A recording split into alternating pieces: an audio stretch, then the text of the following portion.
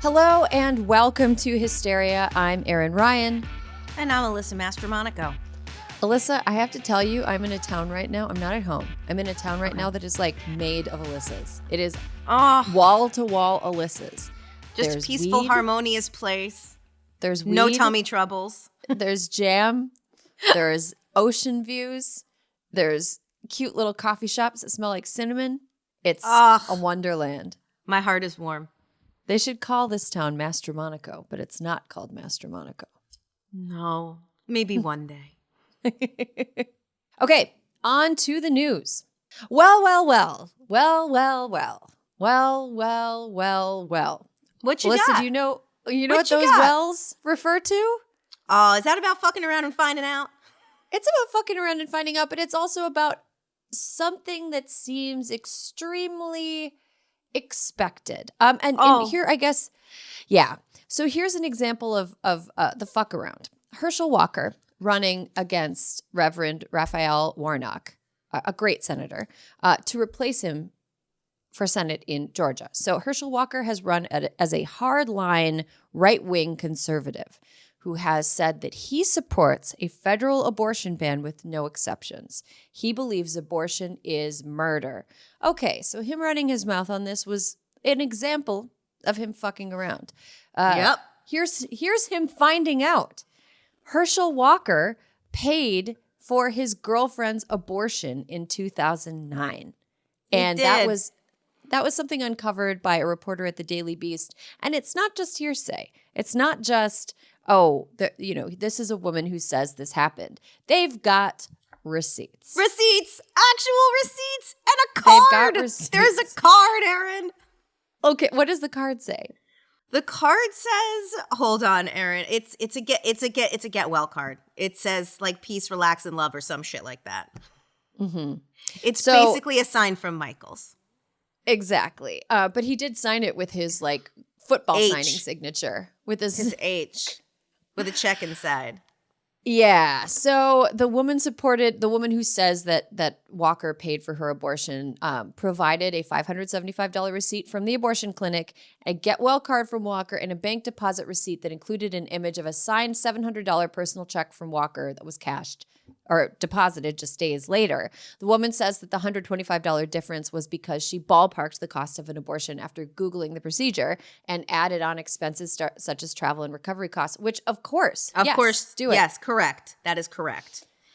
So Alyssa, I just want to say before we have to move on to the next story, honestly, if Herschel Walker were not such a rabid hypocrite and an anti-abortion zealot who wants to ban the procedure in all circumstances federally, this is the proper etiquette for when your girlfriend wants to have an abortion.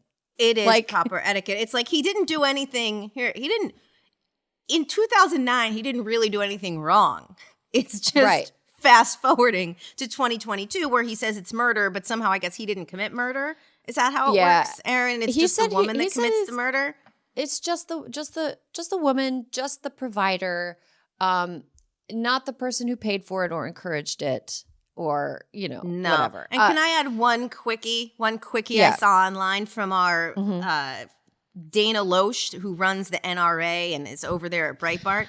You know what? I forgot she existed. Yeah, I forgot she existed. Don't worry, Erin. Don't worry. She's bringing it back. She said the other day, I don't care if Herschel Walker paid to abort endangered baby eagles. I want to control the Senate. Just a good reminder, they want to control the Senate. They want to control our bodies, the courts, and that early voting starts in Georgia, October 17th.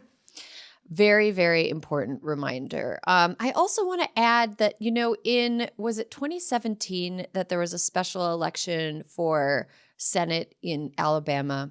Featuring one Roy Moore running for Senate. Roy Moore is somebody who was a documented sex pest around teenage girls when he was into his 30s. Well-documented sex pest.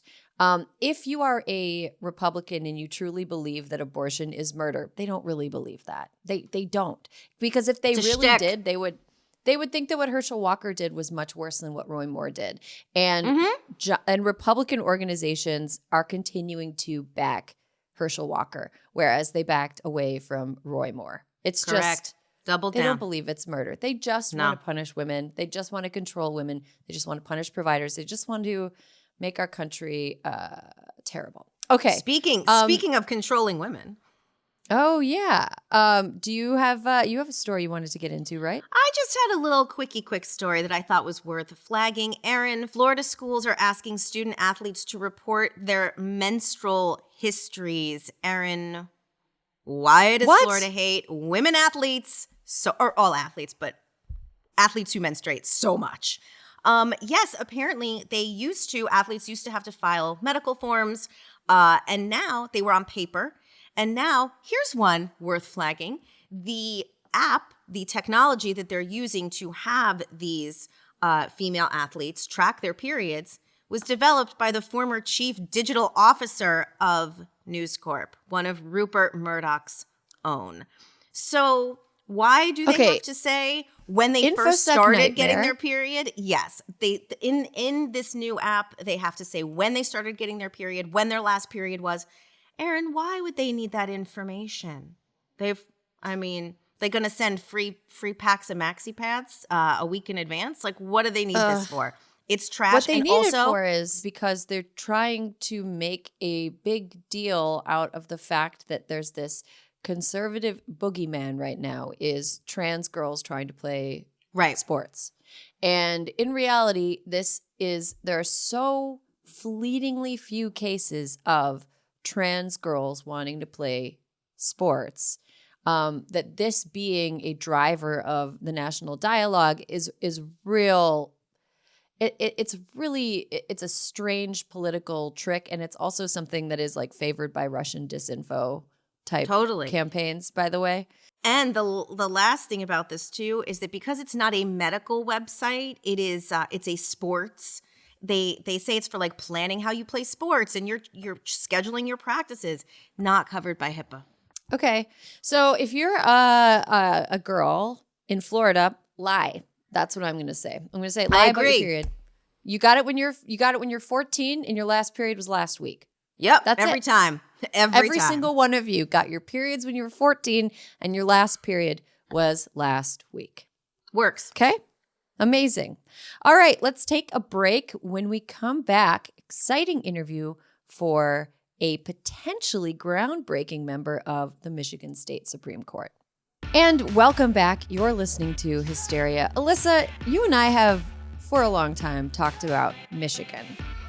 It's one of our favorite states. One of America's top 50 states for sure. And it's one of the most interesting states politically right now. Really great young progressive voices there, and they're fighting against some really, really nutty right-wing stuff.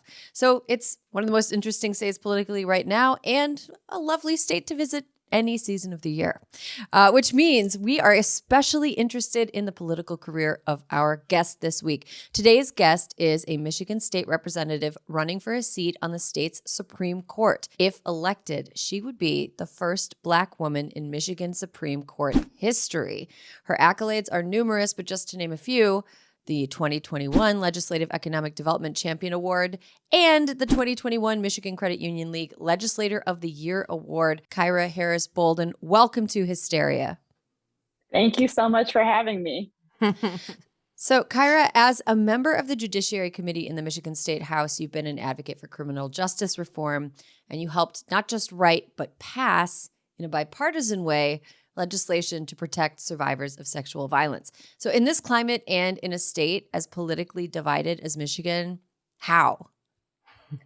That is a wonderful question. So I think being an attorney, right, which can be a contentious environment, it has always been important for me to have a good relationship with opposing counsel. You never know when you're going to see somebody again on another case. And it's just not good career-wise to, burn bridges. And so one of the first things I did before I told anybody how they should be doing things, which I did have a lot of thoughts, I decided to build relationships, and not only within my caucus, but with the other side of the aisle as well. And so we would go out to dinner. I actually co-founded the Attorneys Caucus with a Republican colleague. And I think building relationships goes a long way, especially when you want to have a great working relationship, but also when you're trying to understand someone's perspective, but also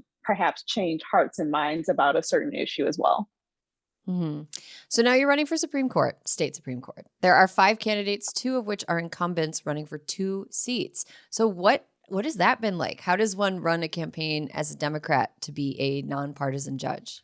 That is a wonderful question. It's really interesting, actually. In Michigan, we have a very unique system where the Michigan Supreme Court nominees have to be nominated by a major party in order to even get on the ballot. And so a lot of people say to me, you're a partisan elected official. How are you going to be a nonpartisan, justice on the Supreme Court? And then I tell them, well, you have to be nominated by a major party to even have an opportunity for people to vote on you. So it's a very interesting process there. But I would say, so if for those that know me know that I've run half of this race pregnant, and now I'm running the other half with a newborn at home. And she's the reason why I even decided to do this. But it does add an extra layer of of something to this race. But I will say that I have been so encouraged going across the state of Michigan, that people want to hear me speak, that they want to be supportive of me. They really believe in this campaign. We have the most individual donors for this campaign, and we've actually raised the most amount of money. And it's been overwhelming, the support that we've been able to get, even though we are essentially running against an incumbent and trying to unseat an incumbent, which is a difficult task, not undoable, but it is an uphill battle. And then in Michigan too, the incumbent justices are also designated as such on the ballot. And so there's an extra layer of work that we have to do to increase our name ID to the point where people feel comfortable voting for me instead of just seeing someone that's an incumbent and just voting for them. Kyra, what's at stake in Michigan? Can you give us a sense of the kind of cases that have been heard in the courts in the past couple of months? Yeah, absolutely. So I think some of the most noteworthy cases of our time that you would probably be familiar with, and then I'll go into more recent history. But whether or not the residents in the Flint water crisis can sue their government, that was a 4-3 decision by the Michigan Supreme Court. There was also a case where the Michigan Supreme Court had to decide whether schools had the ability to enforce gun-free zones. And so that wasn't this year, but really important decisions. And that was a 4-3 decision by Michigan Supreme Court as well. More recently, the Michigan Supreme Court decided whether or not to include the LGBTQIA community within Elliott Larson in our state, which was not a unanimous decision. And of course, many people may have heard that there was a reproductive rights ballot petition set to go on our ballot. The Board of Canvassers for the state of Michigan actually deadlocked on whether it should go on the ballot based upon spacing issues between the words. And again, that was not a unanimous decision to put that on the ballot. And what do we know? We know that some of the most important, if not all the most important issues of our time for generations to come will go to the Michigan Supreme Court in Michigan. And from the reproductive rights petition case, we know that if the Board of Canvassers deadlocks for any reason, that issue goes to the Michigan Supreme Court. So the stakes are incredibly high. It's very important who sits. It's very important to know who sits on the Michigan Supreme Court, and to make sure that that person is reflecting your will as a voter. So on to maybe the hot button issue of the election.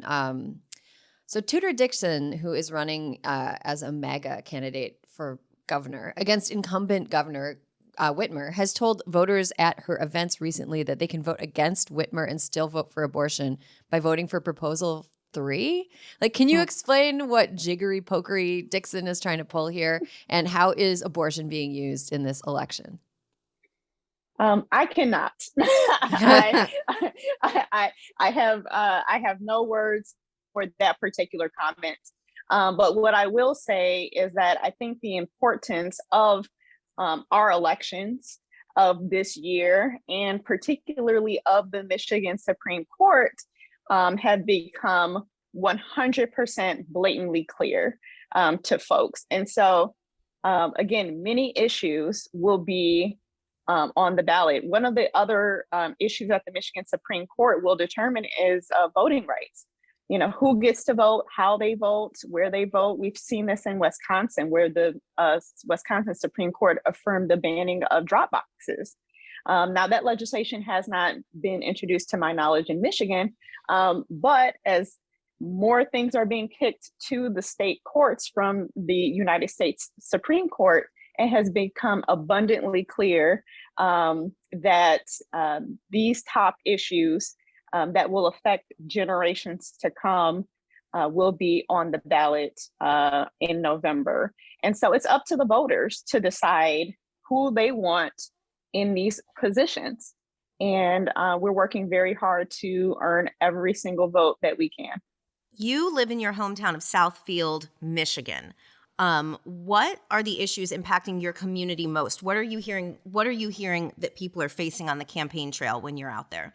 So my race is a little bit different because obviously I'm currently still a representative, and so I have to be on top of the needs of my community. But in running for Michigan Supreme Court, we're actually prohibited from talking about issues, which is another unique challenge for this race. But for my community, we've always been really concerned about kitchen table issues. And so having good roads to drive on, steady, safe roads, our education system has always been really important to voters. My district has a large senior population, and so healthcare and drug costs have always been a top issue for my community.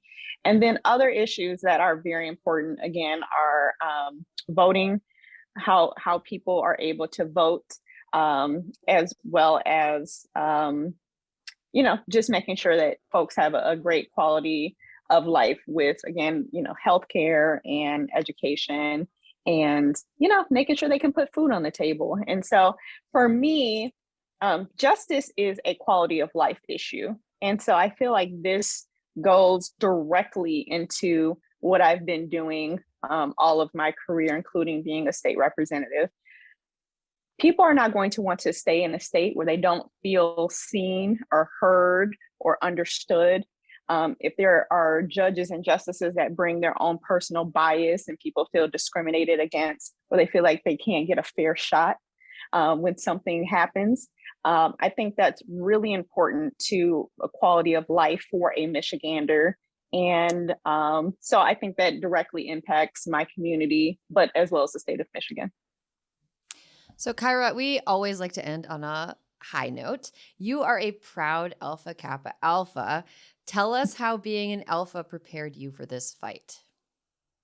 Yeah, so I always say I wouldn't be here without my wonderful sorority, Alpha Kappa Alpha Sorority Incorporated, but also just all the fraternities and sororities of the Divine Nine are incredibly supportive and seeing one of their own. We saw this with our Vice President, Kamala Harris, who is also a member of Alpha Kappa Alpha Sorority Incorporated. And I would like to mention that she was in Southfield, Michigan on Election Day in 2020. Nice. So I would just you can derive whatever you want from that. But but I think that is so important for representation purposes and just also support.